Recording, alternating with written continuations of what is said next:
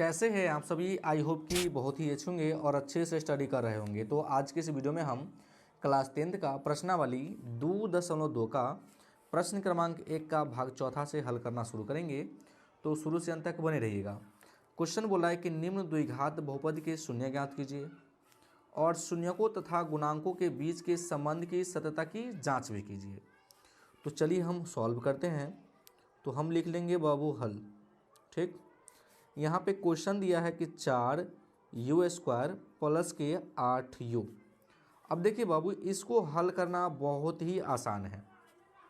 इसमें क्या करेंगे, हम इसका गुणनखंड नहीं करेंगे, कॉमन ले लेंगे।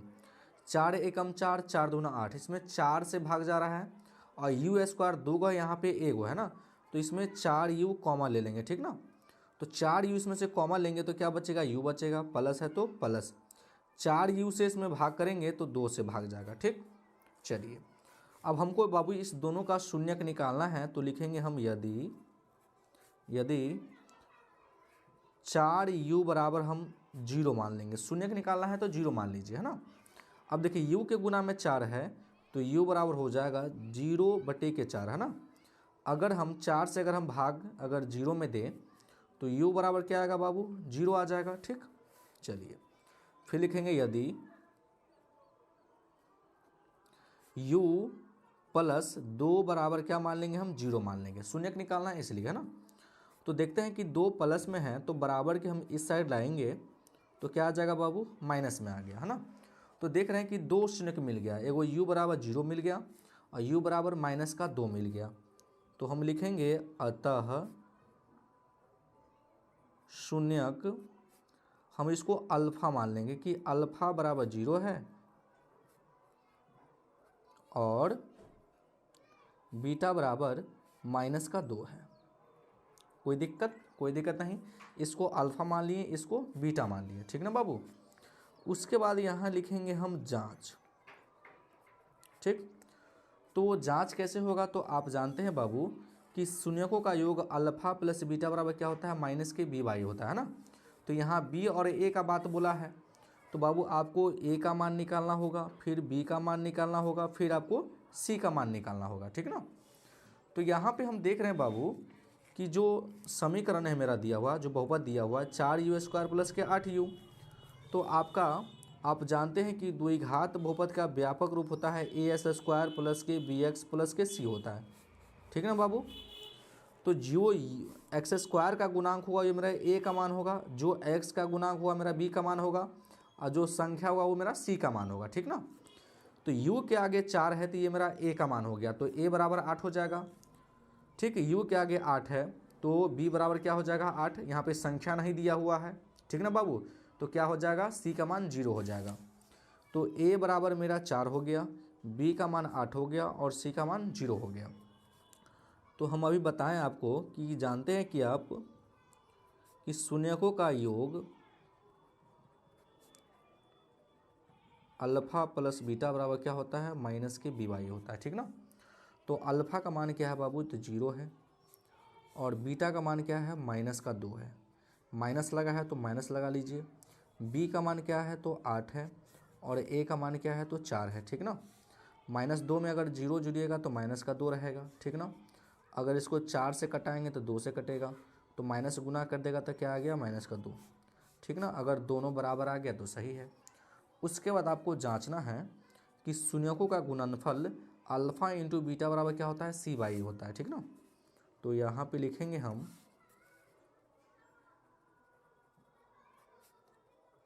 शून्यकों का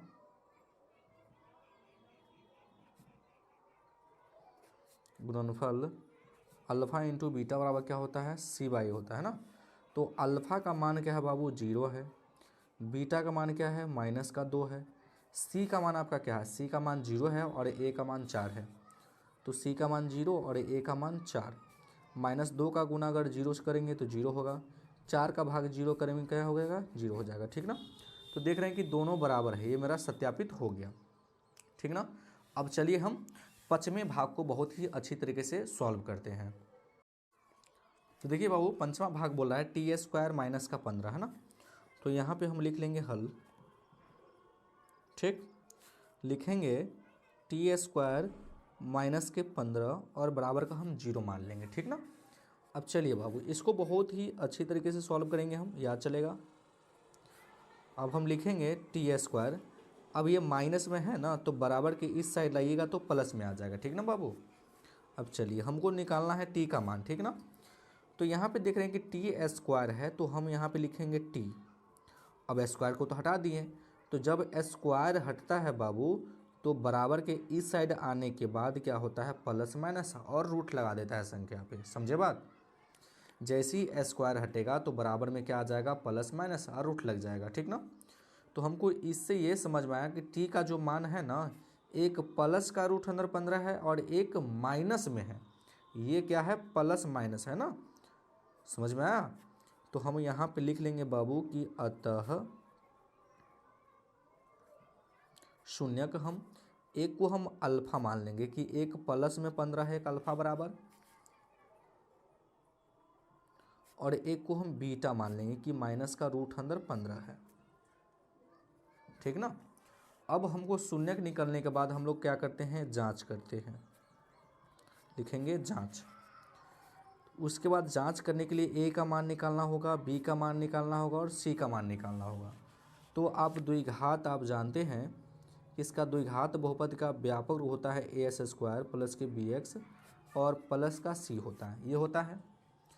तो जो एक्स स्क्वायर के आगे होगा वो ए का मान होगा, तो टी स्क्वायर के आगे कोई संख्या नहीं तो ए बराबर क्या होगा, एक छुपा रहता है, तो ए का मान हो जाएगा बी एक्स।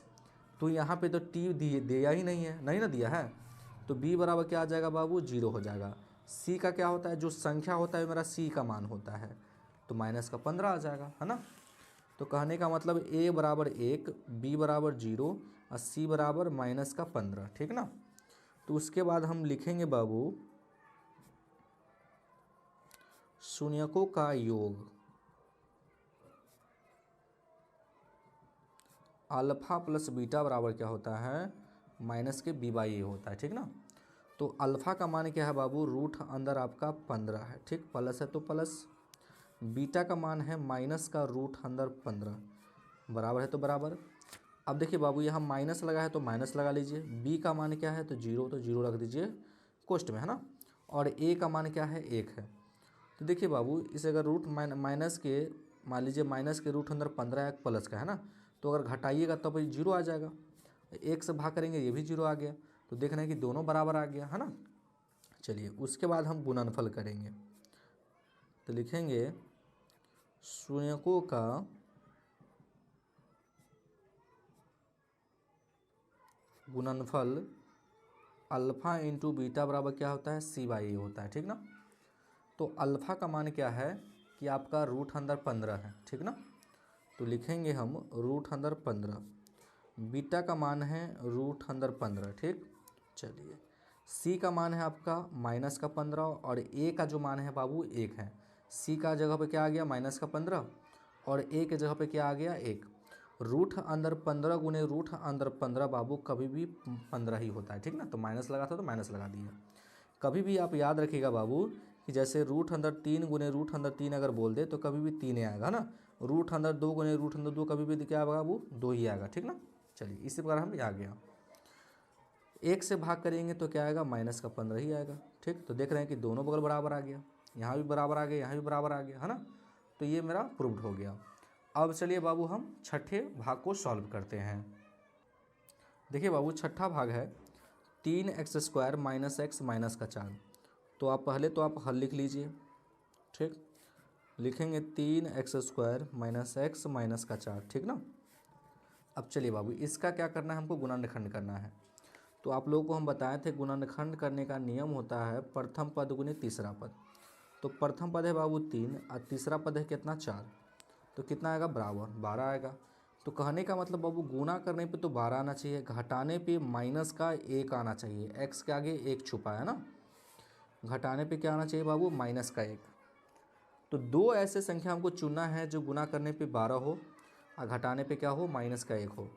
अगर हम 4 और 3 को गुणा कर दें तो 12 आता है, अब माइनस के 4 कर दें और प्लस के 3 कर दें तो -4 में से अगर 3 जाएगा तो क्या आएगा बाबू, -1 आ जाएगा। तो ये मेरा परफेक्ट है ना। तो हम लिखेंगे बाबू 3x स्क्वायर माइनस के 4x प्लस के 3x और लास्ट में लेंगे माइनस का 4 है तो माइनस का 4 कर देंगे, ठीक ना बाबू। फिर लिखेंगे अब इस दोनों जोड़ा में हमको क्या करना है बाबू, कॉमन लेना है। कॉमन इसमें क्या आएगा बाबू, सिर्फ x आएगा, तो इसमें बचेगा 3x, चीन माइनस है तो माइनस, इसमें से x कॉमन ले लिए तो क्या आ जाएगा 4, प्लस है तो प्लस। अब इसमें देखिए कोई संख्या कॉमन नहीं है तो एक कॉमन होता है ना, कुछ नहीं दिखता है तो एक से भाग करेंगे तो 3x, माइनस हो तो माइनस, एक से भाग करेंगे 4 में तो 4 है ना। अगर ये दोनों आपका सही है तो गुणनखंड आपका सही, नहीं तो क्या है, गलत है। तो जो 2 बार है उसको क्या करना है बाबू, आपको 1 बार लिखना है, ठीक है ना। फिर बाकी बच गया x प्लस 1, तो लिख लेंगे हम x प्लस 1। अब इस दोनों का हमको शून्यक निकालना है तो लिखेंगे हम यदि 3x माइनस 4 बराबर मान लेंगे 0, ठीक ना। चलिए तो फिर लिखेंगे 3x बराबर, अब ये माइनस में है तो बराबर की साइड आएगा तो प्लस में आ जाएगा। अब x के गुना में 3 है तो गुना में है तो क्या आएगा बाबू, भाग में आ जाता है ना। चलिए फिर लिखेंगे यदि, इसका भी शून्यक निकाल लेंगे, फिर लिखेंगे x प्लस 1 बराबर 0, इसलिए x बराबर क्या आ गया भैया बाबू, माइनस का 1 आ गया है ना। तो शून्य क्या आ गया बाबू, 2 आ गया, एक ये आ गया, एक आ गया, इसको अल्फा मान लेंगे, इसको बीटा मान लेंगे। लिखेंगे शून्यक अल्फा बराबर 4/3 और बीटा बराबर माइनस का 1 है, ठीक ना। कोई दिक्कत नहीं। अब जांच करना है, जैसे ही शून्यक आता है तो बाबू आपको जांच कर लेना है, ठीक ना। तो बाबू आपको a का मान निकालना होगा, b का मान निकालना होगा, फिर आपको c का मान निकालना होगा। तो देखिए बाबू एक्स स्क्वायर के आगे जो होता है मेरा a का मान ये हो जाएगा, b का मान क्या हो जाएगा, माइनस का 1 होगा ना। x के आगे कोई संख्या नहीं है तो 1 छुपा हुआ है ना, और माइनस के 4 मेरा c का मान हो जाएगा। तो a बराबर 3 होगा, b का मान -1 होगा, c का मान माइनस का 4 होगा। कोई दिक्कत नहीं। चलिए आप जानते हैं कि शून्यकों का योग अल्फ़ा प्लस बीटा बराबर क्या होता है, माइनस के b/a होता है। तो अल्फ़ा का मान क्या होता है बाबू, 4/3, बीटा का मान क्या दिया है बाबू, माइनस का 1, माइनस लगा है तो माइनस, b का मान बोलिए माइनस का 1 है, और a का मान क्या है बाबू 3 है, तो इसके बट्टे में 1 रख देंगे, लॉसा लेंगे तो 3 4, 3 से गुना करेंगे माइनस का 3, माइनस माइनस क्या हो गया प्लस, तो 1/3, 4 में से 3 जाएगा तो 1/3 बराबर 1/3। कोई दिक्कत नहीं, दोनों बराबर आ गया। उसके बाद निकालना है बाबू आपको शून्यकों का गुणनफल, है ना। कहने का मतलब अल्फ़ा इंटू बीटा बराबर क्या होता है, c/a होता है। चलिए बाबू अल्फ़ा का जो मान है बाबू आपका 4/3 है, ठीक। बीटा का जो मान है बाबू 1 है, c का मान है आपका माइनस का 4 और a का मान है आपका 3। 4 का गुना -1 में कीजिएगा तो माइनस का 4, अब बटे में क्या आ जाएगा 3 आ जाएगा, ये भी क्या है माइनस के 4/3 है, दोनों बराबर आ गया। अगर दोनों बराबर आ गया तो आपका राइट है ना। तो आई होप कि ये सभी क्वेश्चन आपको समझ में आ गए होगा, है ना। तो अगर मेरे चैनल पे नए हैं तो वीडियो को लाइक कर दीजिएगा और चैनल को जरूर सब्सक्राइब कर दीजिएगा।